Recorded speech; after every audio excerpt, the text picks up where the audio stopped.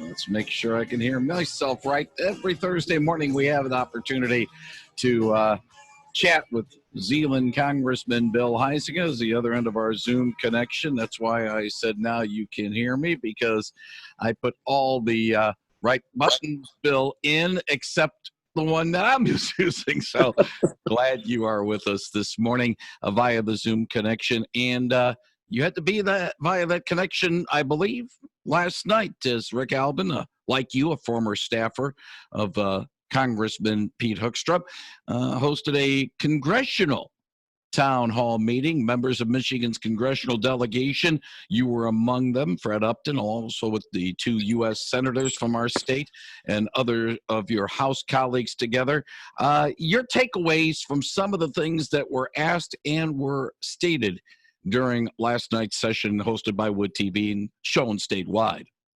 Yeah, it actually quite quickly grew. Originally, it was going to be a few of us, and on the Lansing and Grand Rapids stations, and then they added Marquette, and then suddenly it was out of Flint, and quite honestly, I think it got a little unwieldy. 5 of us in the first 20-minute segment, 5 panelists in the second segment, and then the 2 senators for the 20 minutes. That worked probably the best, just logistically, because it was hard to explore really tough issues. And obviously the tough issues that we had anticipated originally when this was getting set up was COVID and the COVID response. And then obviously now with the death of George Floyd and all the unrest that has been going on, tackling some of those issues are a priority. And so what I hope people heard is that there are similar goals, sometimes with some very different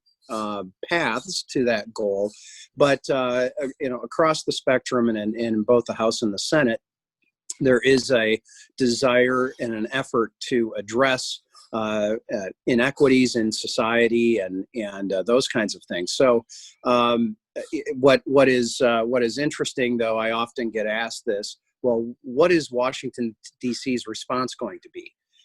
Or sometimes when I talk to my state legislative friends, they'll get the similar question, which is, what's the state of Michigan's response going to be? And Gary, what we know is that it cannot be some magic wand that's waved by the federal government or the state government or even a local government. It's all of us as community leaders and members being engaged and involved. That really is what we need to do to address these situations and these issues. And back in the day when I was in the state legislature, I'm sure many listeners will remember that we had this terrible gang firebombing that happened on 17th Street, and it burned down a house and really rocked the community in many ways. And we as community leaders went out and we marched in that street and took it back and said, no, we're not going to allow this to happen in our community. And I'm thankful that so far everything has been peaceful here in Holland. I was just up in Muskegon Heights yesterday, and spent time with the mayor and the city manager up in Muskegon Heights and some of the council folks. And so far, outside of what had happened in Grand Rapids, West Michigan's response has been pretty peaceful, which is what it should be. Speaking about responses, have constituents come up to you and asking you for your response to what has the White House done in this situation and some of the actions that President Trump has had over the last week and a half or so? Honestly, mostly it's been media, Gary, that have asked that, and hasn't been really constituents. Obviously the it's very high tensions in Washington. When I was there last week, I saw it. There was graffiti even on the mall at that point, and posters that were up. And a lot of it's very disturbing. It's not about George Floyd and that repulsive situation that happened in Minneapolis. And by the way, we need to be clear about that. These police officers need to go to jail. They need to face justice. I have not met a person yet that hasn't been repulsed by that video, and that includes every single police officer and police chief and sheriff that I've talked to and my office has talked to. In fact, I have a staffer whose husband is a police officer, and her husband's comment was, "If that doesn't sicken you, you need to turn your badge in."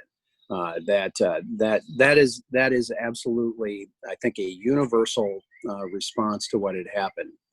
What we're seeing this, though, is grow into things very different. And in Washington, we saw it as literally just anti-capitalist, anti-Western, anti-government movement, and this is grown into something more than just racial tensions. But the White House's response, President Oh, Trump's sorry. response, Yeah. yes. Yeah.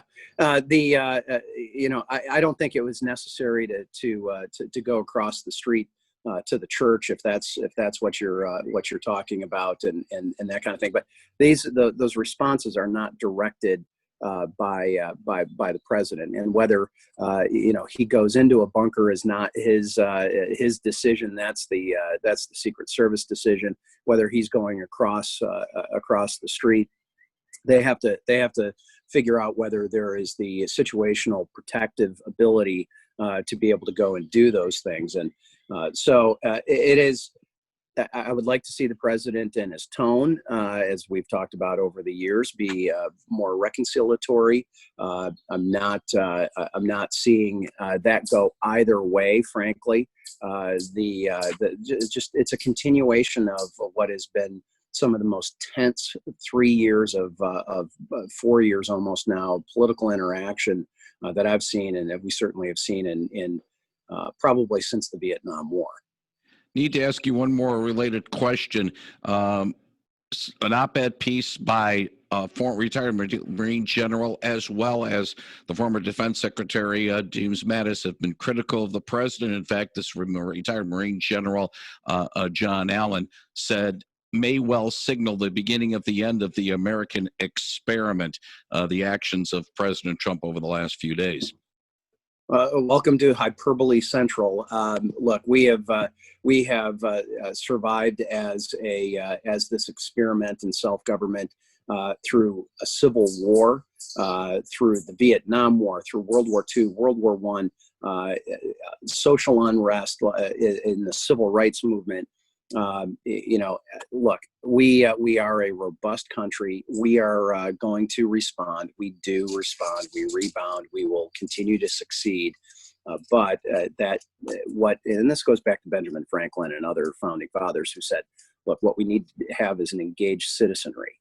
Well, they're engaged, and the same thing happened in 2010 after the election of, going into 2010 after the election of Barack Obama.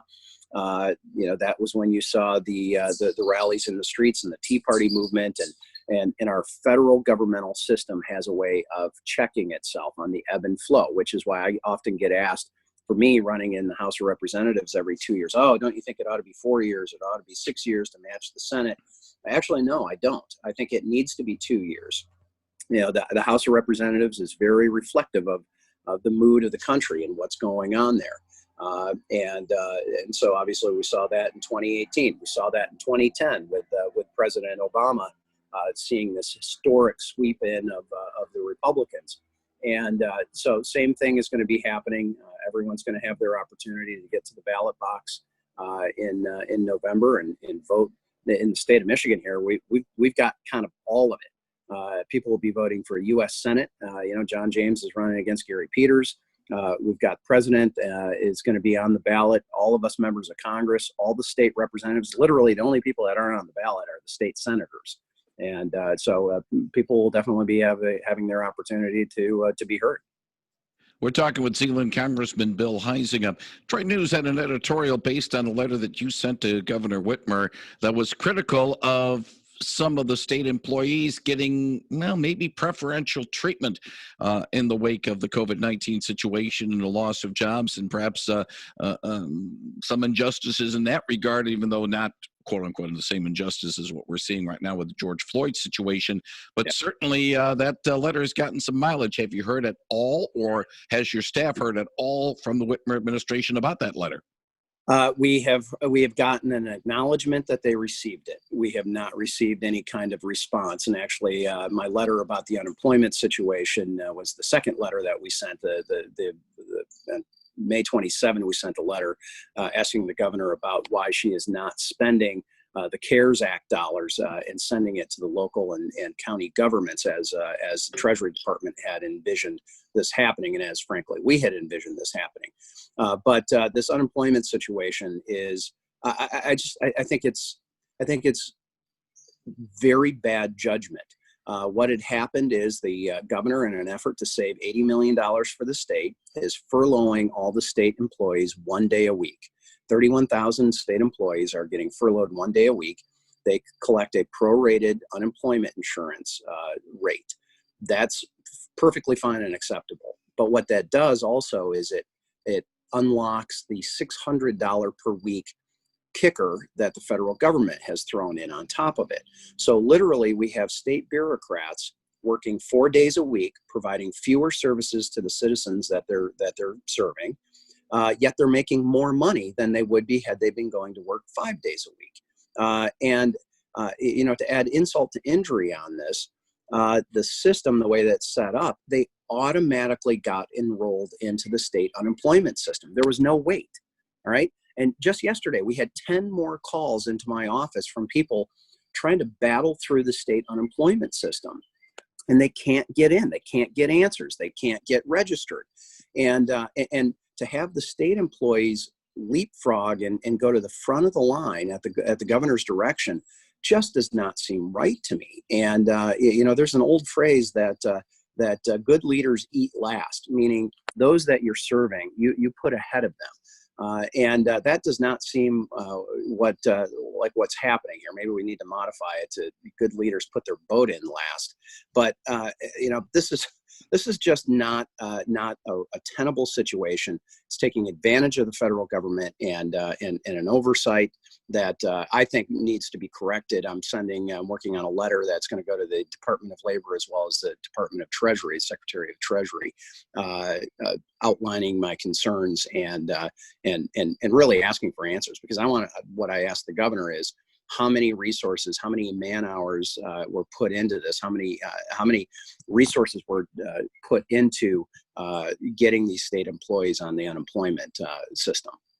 One final thing, Bill Huizenga, your colleague from Tipton, Tim Wahlberg, had a chance to ask some questions of Governor Whitmer during the House committee meeting, subcommittee meeting that she testified virtually on Tuesday. And he asked about the CARES Act situation. I don't know if you saw the response, but if you did see the governor's response, or maybe lack of one, is it almost like, well, we expected that from her, or were you disappointed that maybe she didn't address that question? Well, I did not see her recorded response. Maybe I need to go back and watch that. But I do know that the letter that was sent on May 27, a week ago, now 8 days ago, has not been responded to at all.